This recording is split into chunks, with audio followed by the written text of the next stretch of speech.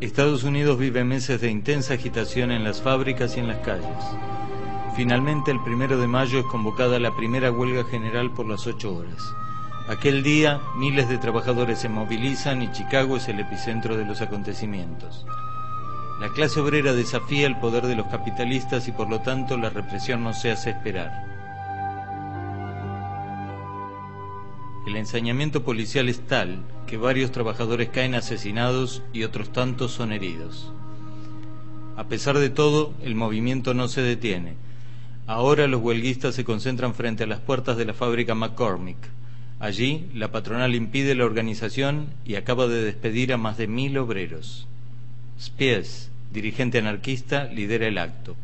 Sus palabras son interrumpidas cuando un grupo de carneros se hacen presentes para quebrar la huelga.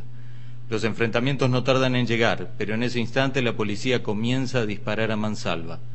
6 muertos y varios heridos es el saldo. La ira obrera se ha apoderado de la ciudad de Chicago. Miles y miles comienzan a concentrarse en los alrededores de Haymarket, en repudio de la represión. Uno tras otro, los discursos de los dirigentes socialistas y anarquistas se suceden. Todo transcurre en aparente calma, hasta que repentinamente la policía vuelve a arremeter contra la muchedumbre. En medio de las corridas estalla una bomba. Se producen detenciones masivas y los dirigentes son apresados. Se los acusa de ser los autores del atentado.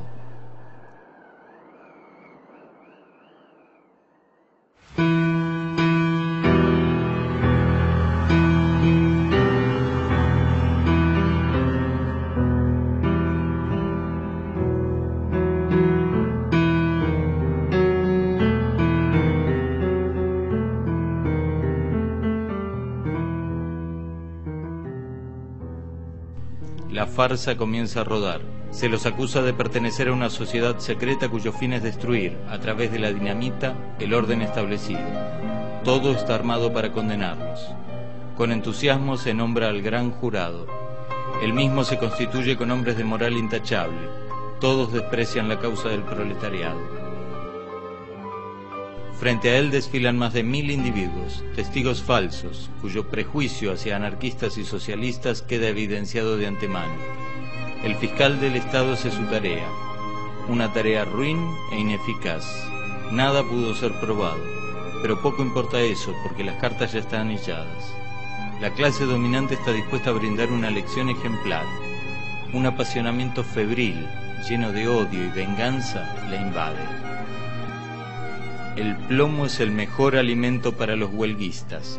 La prisión y los trabajos forzados son la única solución posible a la cuestión social. Es de esperar que su uso se extienda, escribe el Chicago Tribune. Mientras la fiscalía exclama: ellos no son más culpables que los siguen. Condénenlos como lección a los demás.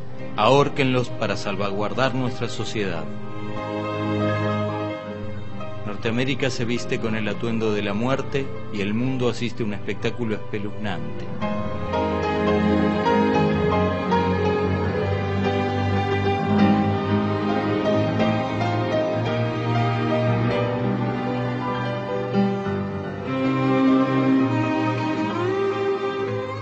El poeta cubano José Martí, por entonces corresponsal del diario La Nación de Buenos Aires, presente en el momento en que la sentencia se lleva a cabo, escribe: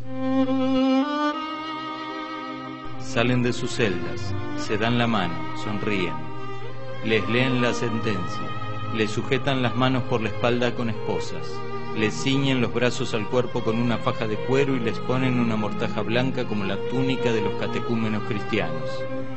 Abajo está la concurrencia, sentada en hileras de sillas delante del cadalso como en un teatro. Firmeza en el rostro de Fisher, plegaria en el de Spies, orgullo en el de Parsons. Engel hace un chiste a propósito de su capucha. Spies grita: la voz que vais a sofocar será más poderosa en el futuro que cuantas palabras pudiera yo decir ahora. Les bajan las capuchas, luego una seña, un ruido, la trampa cede, los cuerpos caen y se balancean en una danza espantable.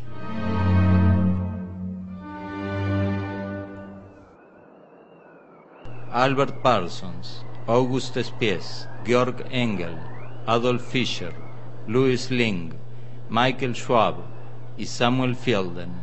Sus nombres quedarán grabados para siempre. Las muertes de los mártires de Chicago no fueron en vano. Los capitalistas pudieron silenciar sus voces, pero como predijo Spies, la suya y la del resto de sus compañeros se volvieron poderosas. Ellos forman parte de nuestra historia, una historia plagada de tragedias, pero también de heroísmo.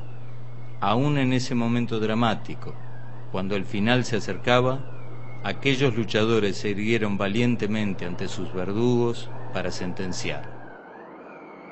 Los miembros de la Asociación Internacional de los Trabajadores estamos convencidos de que solo por la fuerza podrán emanciparse los trabajadores de acuerdo con lo que la historia nos enseña.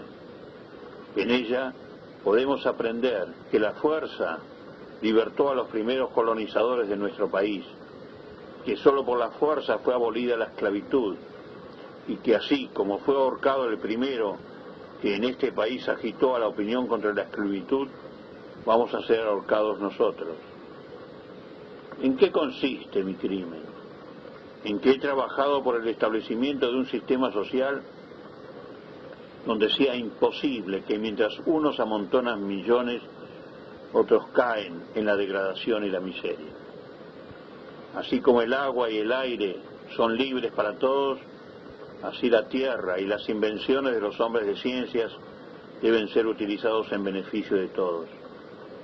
Vuestras leyes están en oposición con la naturaleza y mediante ellas robáis a las masas del pueblo a la vida, a la libertad y al bienestar.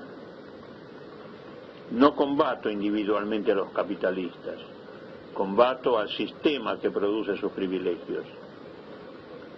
Mi más ardiente deseo es que los trabajadores sepan quiénes son sus enemigos y quiénes son sus amigos. Todo lo demás merece mi desprecio.